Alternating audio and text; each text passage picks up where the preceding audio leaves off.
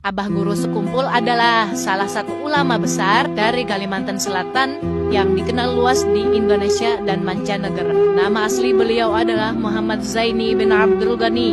Beliau lahir pada 11 Februari 1942 di Desa Tunggul Iram, Martapura, Kabupaten Banjar.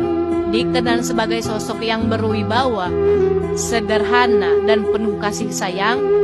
Abah Guru Sekumpul menjadi teladan bagi umat Islam dalam berbagai aspek kehidupan. Sejak kecil Abah Guru Sekumpul menunjukkan kecerdasan dan semangat belajar yang tinggi, terutama dalam ilmu agama. Beliau mengawali pendidikannya di bawah bimbingan orang tua dan guru-guru setempat.